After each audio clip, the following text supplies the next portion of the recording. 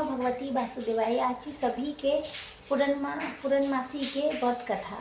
ये एकता माना है कि आज के दिन जो दिन पुरुषोत्तम मास के पूर्णिमा के व्रत करते हैं, दान पुण्य स्नान चंद्र दर्शन कथा के श्रवण करते हैं, पितरों के दर्पण करते हैं, तो उनके घर में स्थायी लक्ष्मी जी के वास होता है। रोग शोक दुख दरिद्रता के नाश होता है।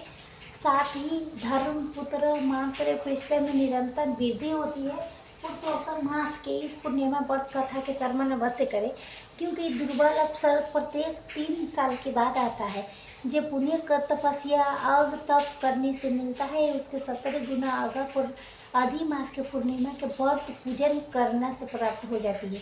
ताइए श्री विष्णु माता लक्ष्मी जी के श्री शंकर पार्वती जी के चरणों में प्रणाम करते हुए इस सभी कथा को श्रवण करते हैं। पुराण के अनुसार द्वापर युग में एक समय के बात है, यशोदा जी ने कृष्ण जी से कहा था कि हे कृष्ण, तुम सारे संसार के उत्पन्न करता पोषक तथा उसके संहार करता हो। आज कोई ऐसा व्रत मुझसे कहो कि जिसके करने से मृत्यु लोक में स्त्रियों के विधवा होने के भय न रहे, तथा इस व्रत सभी मनुष्यों के करने से मन कामना पूर्ण करने वाला हो। कृष्ण कहने लगा कि हे माता, तुमने इतने सुंदर प्रश्न किया है। मैं तुमसे ऐसे ही व्रत के विस्तार पूर्वक कहता हूँ। तुम सुनो। हे माँ, सौभाग्य की प्राप्ति के लिए स्त्रियों के 32 पूर्णमासियों के व्रत करना चाहिए। इस व्रत के करने से स्त्रियों के सौभाग्य संपत्ति मिलता है। ये व्रत अचक सौभाग्य देने वाला केवल भगवान शिव के प्रति मनुष्य मात्र के भक्ति के बढ़ाने वाला होता है। यशोदा जी कहने लगा, हे कृष्ण, सर्वप्रथम इस व्रत को मृत्यु लोक में किसने किया था, इसके विषय में विस्तार पूर्वक मुझसे कहो। तब भगवान श्री कृष्ण जी कहने लगा कि इस भूमि मंडल पर एक अति सुख प्रतिष्ठ राजा चंद्रहास थे। उनके बहुत सुंदर कार्तिक नाम के एक नगरी थी। वहाँ पर वो धर्मेश्वर नाम का एक ब्राह्मण रहता था। उसकी स्त्री इतनी सुशीला रूपवती थी कि दोनों उस नगर में बहुत प्रेम के साथ रहते थे। घर में धान धान्य की कमी नहीं थे, किंतु उसके एक बहू पर दुख था। उसके कोई संतान नहीं था। इस दुख से वो अति दुखी रहने लगा। एक समय एक बड़ा सा तपस्वी योगी उस नगर में आया। वो योगी उस ब्राह्मण के घर को छोड़ के अन्य सभी के घर से भिक्षा ला के भोजन किया करता था।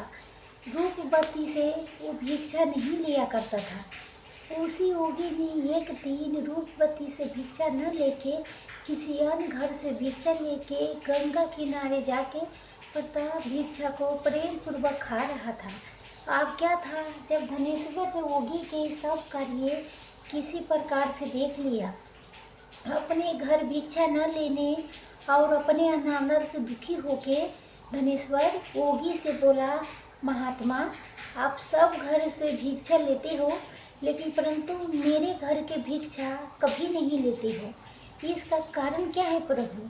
योगी ने कहा कि नील संतान जिसके घर में नहीं है उसके भिक्षा में नहीं लेती हूँ।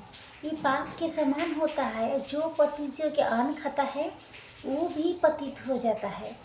जो तुम नील संतान हो, तब भी पतित होने के भय से मैं तुम्हारे घर के भिक्षा नहीं लेता हूँ। अब धनेश्वर ये बात सुन के अपने मन में बहुत दुखी हुआ और हाथ जोड़ के योगी के पैरों में गिर पड़ा तथा बहुत दुखी भाव से विनती करने लगा। उसने कहा कि हे महाराज, अगर ऐसा है तो आप मुझको पुत्र प्राप्ति के उपाय बताइए।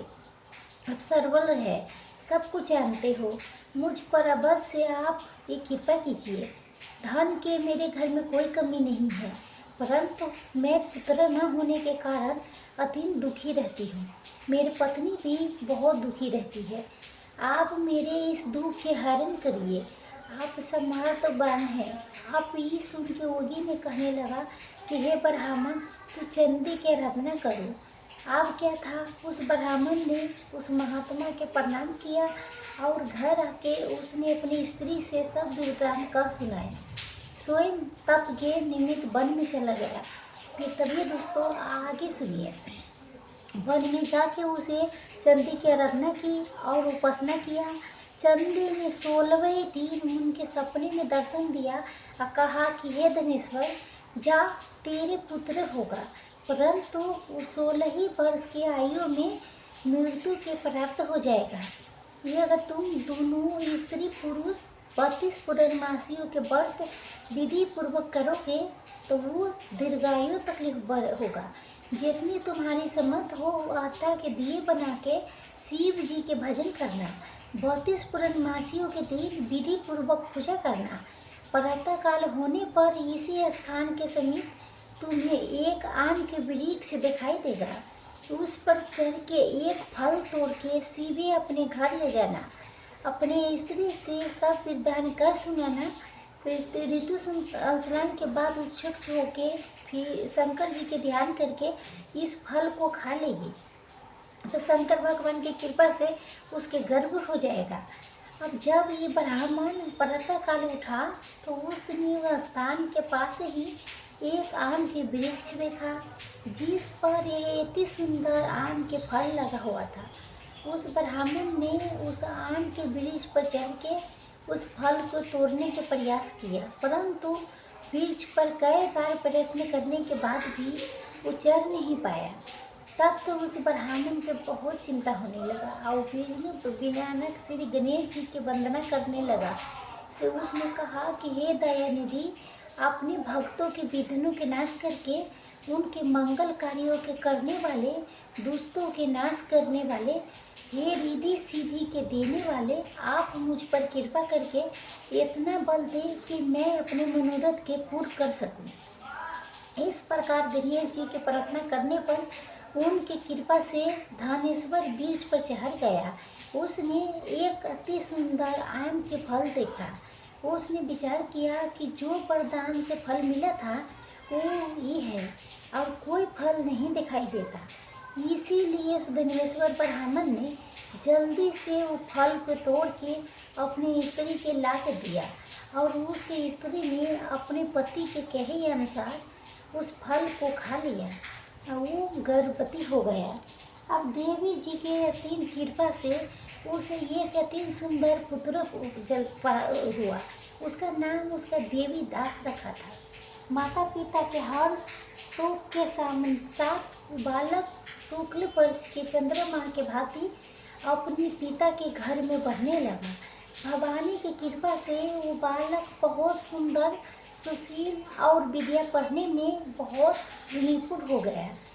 दुर्गा जी के आज्ञा अनुसार उसके माता ने 32 पूर्णमासी के व्रत रखना शुरू कर दिया था, जिससे उसका पुत्र बहुत बड़ी आयु वाला हो जाए।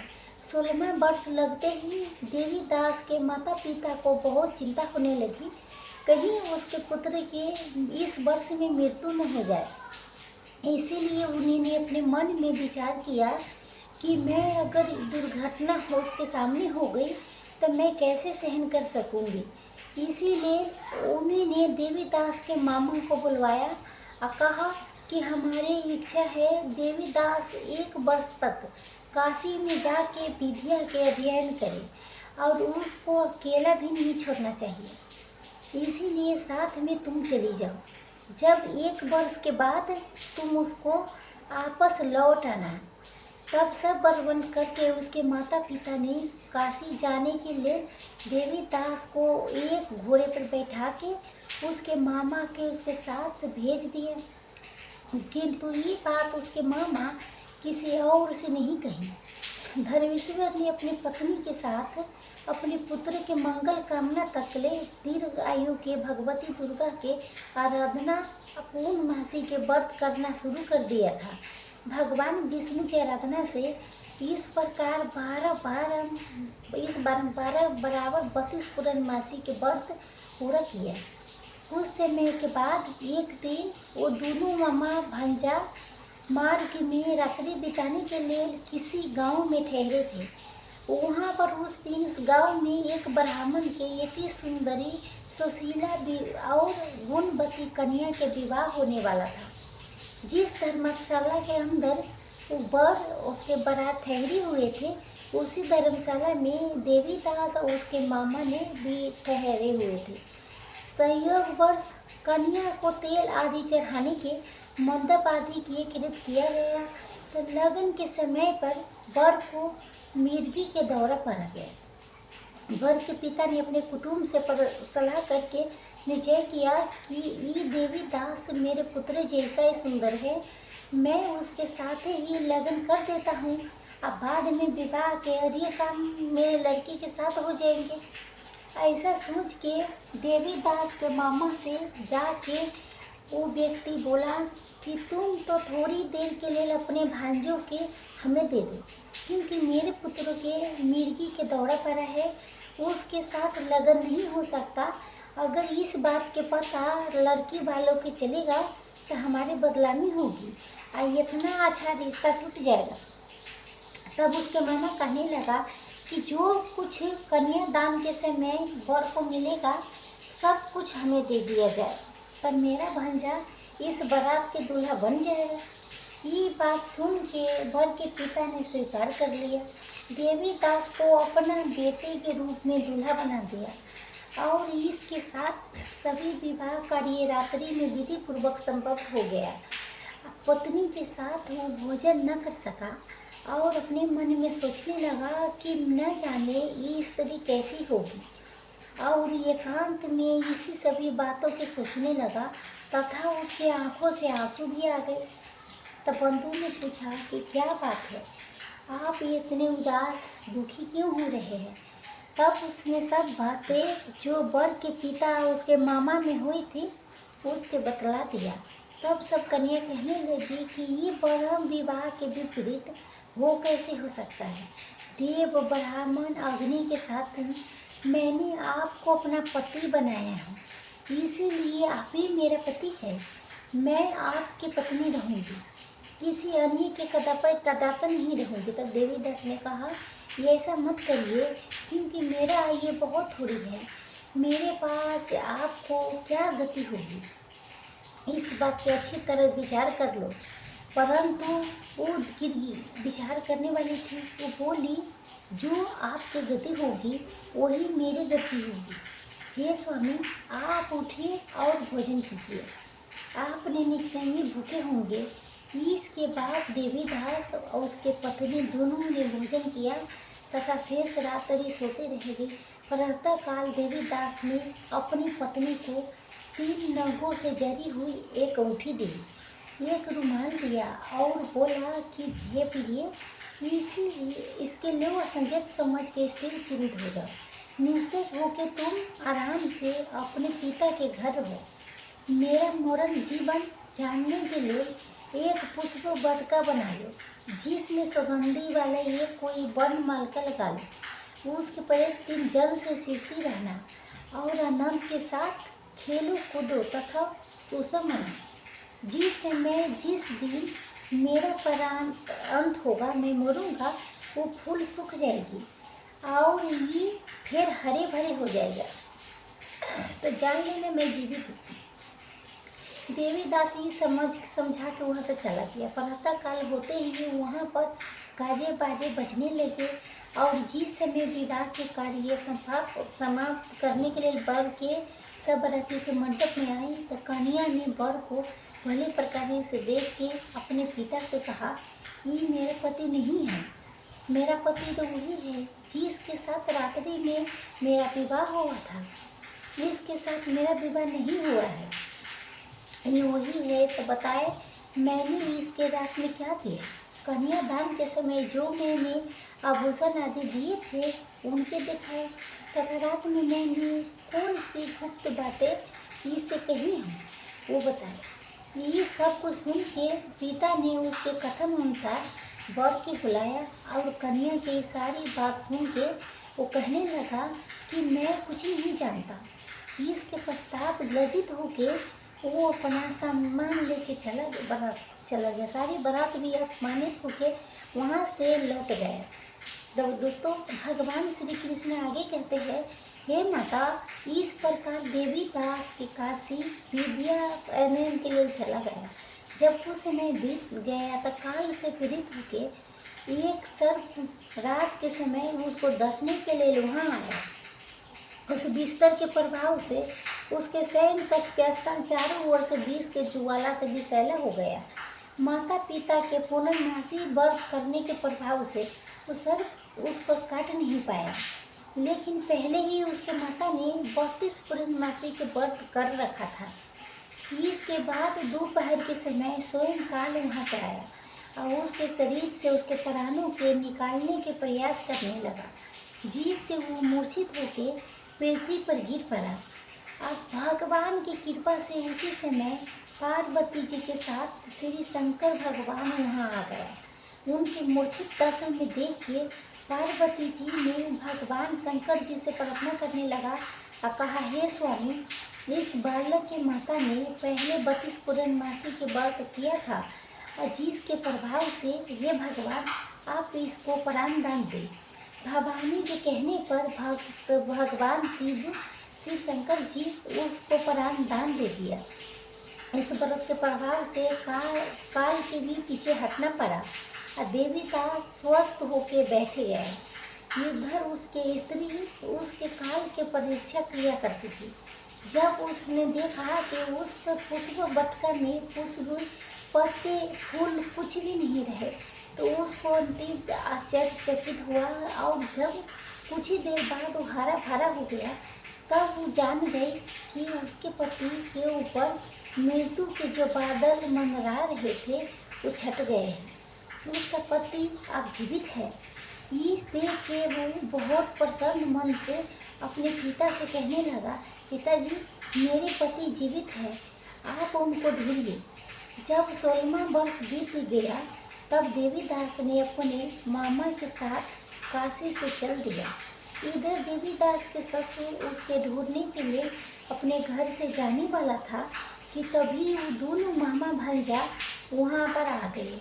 उनको आया देख के उनका ससुर बहुत प्रसन्नता के साथ अपने घर ले गया।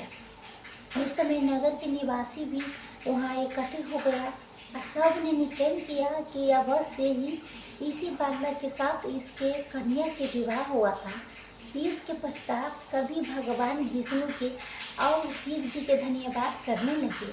माता भवानी को बारंबार प्रणाम करने लगे। सभी नगरवासियों आनंदित हो गए। अब क्या था, देवीदास के पत्नी सौभाग्यवती हुई।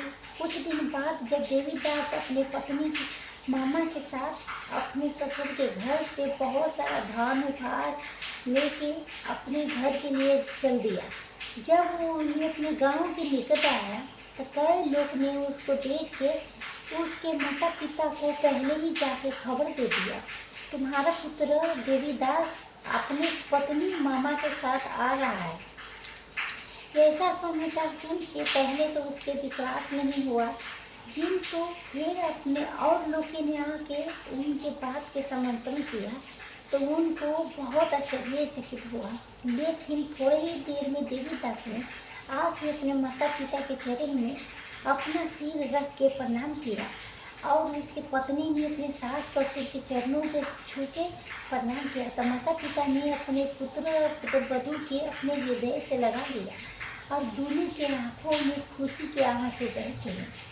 अपने पुत्रवधू के आने की खुशी में धनेश्वर ने बड़ा भारी उत्सव किया और ब्राह्मण के भी बहुत सारा दान दक्षिणा दे के प्रसन्न किया। तो दोस्तों, भगवान श्री कृष्ण कहने लगे कि इस प्रकार धनेश्वर ने 32 पूर्णमासियों के व्रत के प्रभाव से पुत्रवान हो गया। जो भी स्त्रियां व्रत करती है, जो जन्म तक ले वह दुख नहीं भोगती, सदैव सौभाग्यवती रहती है। ये मेरे वचन है, इसमें कोई संदेह नहीं है। ये व्रत पुत्र अपत्र देने वाले संपूर्ण मनोकामना पूर्ण करने वाले हैं। 32 पूर्णमासियों के व्रत से पति की सभी इच्छा पूरा हो जाती, भगवान शिव जी की कृपा से पूर्ण हो जाती है। हे करुणा निधान, हे भोलेनाथ, हे जगतपति, हे जय गणेश भगवान, जिस प्रकार आपने ब्राह्मण के पुत्र की रक्षा किया, देवीदास के पत्नी के सौभाग्य बनाई, उसी प्रकार एक कथा कहानी सुनने वाला कहने वाले को नकारे भरने वाला के भक्तों पर अपनी कृपा बनाए रखना। उनको सौभाग्य सुख पुत्र सब समझाना देना। जय माता लक्ष्मी। ओम नमः शिवाय। ओम नमः शिवाय। पार्वती पते हर हर महादेव की। सीते सुंदर सोरी ज्ञान बुद्धि विद्या देव मुनि, तुम समान नहीं कोई उपकारी, सब विधि रहो आस हमारी। जय जय जगत जगदम्बा, सबके तुम हो अवलंबा, तुम ही हो सब घटभासी, विनती यही है हम हमारी। जग जग जंगी सिंदूर कुमारी, दीनत तुम हो तारी, दीन मृत तुम भवानी, कृपा करो जग जग भानी।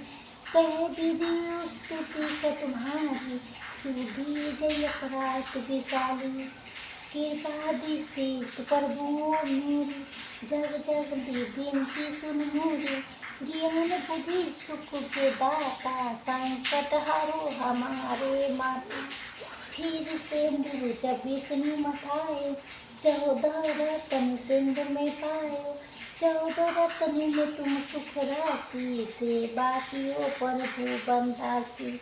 जब जब दुकान मन भाग प्रभु लिया, रूप बदल के सेवा किया। स्वयं प्रभु जब नरक धारा, लियो तैर उतारा। सब तुम प्रगट जगल कुमारी, सेवा कियो हृदय पुलकारी। अपना अंतर्यामी, विश्व विधु त्रिभुवन स्वामी। तुम सब हो सकते हमारी, कह लोक महिमा कहो बखानी। मन वचन करो सिरकारी, मन ही इच्छी फल फल पाई। सजी छल कपट चतुराई, पूजही द्वीप मन लाई। और हल में कहो बुझाई, जो ई पट करे मन लाई। ताको कोई कष्ट न नहीं, मन इच्छी फल सोई। किराए तरही दुख बात मिले, तेऊ विधु भवन हमारी। जो चालीसा पढ़े पढ़ावे, ध्यान लगा के सुने सुनावे। ताको कोई रोग सतावे, पुत्र आदि धन संपत्ति पावे। पुत्रहीन रु संपत्तिहीन, अंधव को कोरी अधीना। विप्र बुलाए पाठ करावे, शंका दिल में कभी न लावे। पाठ करावे दिन चालीसा, पाप करे तू गौरी तेरा। सुख संपत्ति बहुत से पावे, स्वामी ने कबूल कापे। 12 मास कर जो पूजा, तेरी शर्म और धन दूजा। प्रत्येक दिन पाठ कराए मन में, तुलसी कोई जग में महाई। बहु विधि मैं करूँ तू बड़ाई, लिए परीक्षा ध्यान लगाई। करे विश्वास करे बरतने माँ, होई सुधी पूजे कुमा। जय जय लक्ष्मी भानु, सब में व्याप तुम बखानी। तुम्हारी तेज पर हो जय माही, तुम सारो दयालु कहाई। मोहिता मात के सुधियो लीजिए, संकट के कट्टे भस्म दीजिए। फूल चुक जे क्षमा हमारी, दर्शन दे दशहरा निहारी। दय बिन दर्शन व्याकुल कारी, तुम्ही अक्षर दुख सब भारी। नहीं मोर ज्ञान बुद्धि में तन में, सब जानत अपने मन में। रूप चतुर करके धारण, कष्ट मोर करहु निवारण। कहीं प्रकार में करूँ बड़ाई, ज्ञान बुद्धि मुझे नहीं प्यारी। ताहि तराहि दुख हारिणी, हरो वेद सब पुराण। जयति जयति जय लक्ष्मी, करो शत्रु के नाश। प्राण दासी ध्यान मिंत्री, विनय कर तू कल जोर। माँ लक्ष्मी दास पर करो दया के को। प्रेम से बोलिए श्री लक्ष्मी माता की जय। ओम नमः भगवती वासुदेवाय नमः।